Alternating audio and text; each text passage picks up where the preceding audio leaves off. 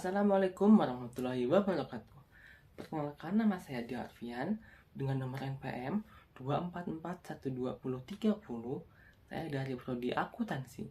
Di sini saya akan membuatkan video tentang pengertian dan penggunaan statistika mata kuliah Statistika Ekonomi. Next slide, pengertian statistika.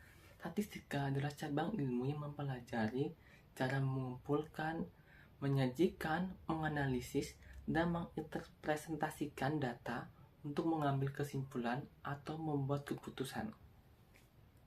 Next slide. Tujuan statistika. Tujuan statistika adalah untuk membantu dalam mengumpulkan, menyusun, menganalisis, menafsirkan, dan menyajikan data sehingga informasi yang diperoleh dapat digunakan untuk membuat keputusan yang lebih tepat. Statistika memungkinkan kita memahami pola hubungan dan tren dalam data, serta memperkirakan kemungkinan yang akan terjadi di masa depan. Selain itu, statistika juga digunakan untuk menyelesaikan informasi yang kompleks sehingga lebih mudah dipahami dan dijadikan dasar dalam penyelesaian masalah di berbagai bidang kehidupan. Ada 3 tujuan statistika.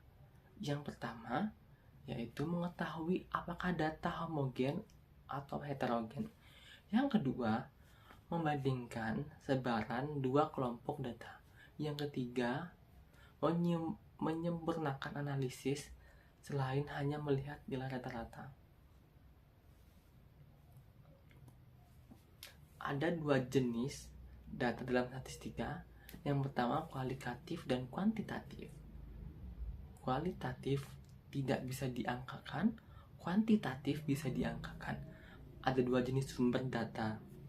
Yang pertama, data primer, merupakan data yang diperoleh langsung dari sumbernya atau objek penelitian. Yang kedua, data sekunder, merupakan data-data yang sudah diterbitkan, contohnya dari majalah, lalu dari jurnal dan publikasi. Next slide. Application example.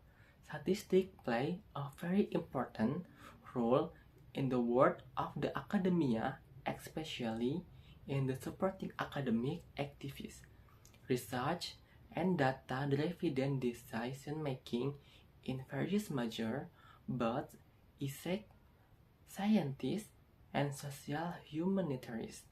Statistics become a very useful tool for understanding phenomena occurring in the campus environment as well as in the broader context. One concrete example for the application of statistics in university is the research for vinyl project or thesis. Students are required to be able to process and analyze data in order to draw logical and valid conclusions. In this process, statistics are used from the stage of planning data collection, selection sampling technique to data analysis using various analysis methods such as regression, hypothesis testing, correlation, and so on. For example, a psychology student conduct research on the relationship between stress level and student sleeping habits. He collection data through a questionnaire, then used the person correlation test and determine whether there was a significant relationship between the two variables. Without understanding statistics, an analysis process like this would be difficult to conduct scientific. Baik, jadi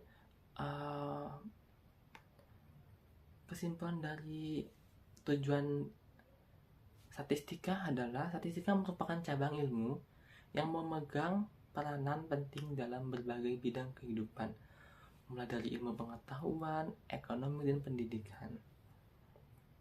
Nah, tujuan utama dari statistika adalah untuk membantu individu atau organisasi dalam membuat keputusan yang tepat berdasarkan informasi yang diperoleh dari data. Data yang terkumpul tanpa analisis yang tepat, tanpa analisis yang memadai, tidak akan memberikan manfaat maksimal. Nah, disinilah statistika hadir untuk menjembatani antara data mentah dengan informasi yang relevan. Tujuan ini meliputi upaya untuk menggambarkan data dengan cara yang sistematis, membuat perbandingan antar kelompok, mendeteksi dalam bidang ekonomi, pemerintah dapat digunakan data statistik untuk menentukan kebijakan fiskal atau moneter. Nah, selain itu, statistika bertujuan untuk menyederhanakan data agar lebih mudah dipahami. Ketika data yang sangat kompleks dikumpulkan dalam jumlah yang besar, tentu akan sulit untuk dianalisis secara manual. Oleh karena itu, statistika hadir dengan berbagai metode dan teknik analisis yang memungkinkan pengguna untuk merangkum data dalam bentuk yang lebih ringkas, namun tetap mempertahankan informasi penting yang terkandung di dalamnya. Hal ini digunakan melalui ukuran-ukuran statistik seperti rata-rata, median, modus, dan standar defisiasi, dan berbagai jenis visualisasi data seperti diagram batang, histogram, PIE chart, atau scatter plot. Dengan cara ini, informasi yang tadinya sulit dipahami menjadi lebih mudah dimengerti oleh berbagai kalangan. Bahkan oleh orang-orang yang tidak memiliki latar belakang statistika. Nah, tidak kalah penting, statistika juga memiliki tujuan untuk mengendalikan variabel atau kondisi dalam suatu proses atau sistem. Dalam dunia industri, misalkan statistika digunakan untuk melakukan pengendalian kualitas melalui teknik seperti diagram kontrol atau analisis Six Sigma. Dengan pendekatan ini, perusahaan dapat menjaga agar produk yang dihasilkan tetap sesuai dengan standar yang ditetapkan. Nah, tujuan lain dari statistika adalah untuk memfasilitasi komunikasi data. Nah, yang artinya statistika memungkinkan data dikomunikasikan secara efektif antara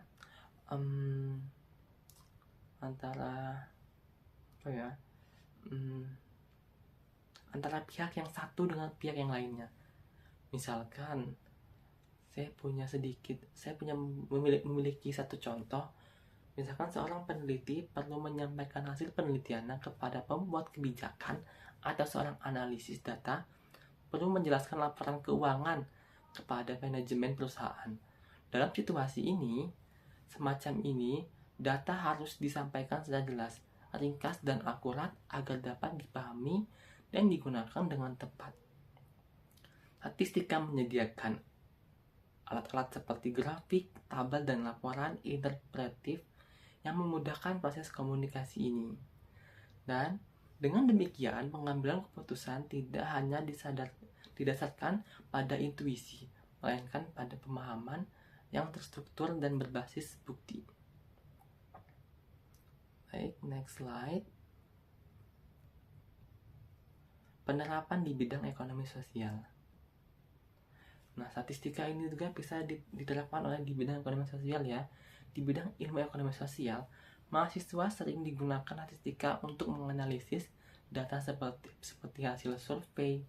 Misalnya, dalam mata kuliah metode penelitian, siswa sosiologis bisa melakukan survei tentang persepsi siswa terhadap isu-isu sosial tertentu. Hasil dari survei tersebut kemudian dianalisis secara statistik untuk mengetahui kecenderungan pendapat, segmentasi berdasarkan usia atau jurusan, hingga hubungan antara tingkat pendidikan orang tua dan persepsi siswa terhadap suatu topik. Analisis seperti ini memberikan wawasan yang lebih objektif dan kuat karena didasarkan pada data nyata. Sekian dari saya, kurang lebih saya mohon maaf. Wassalamualaikum warahmatullahi wabarakatuh.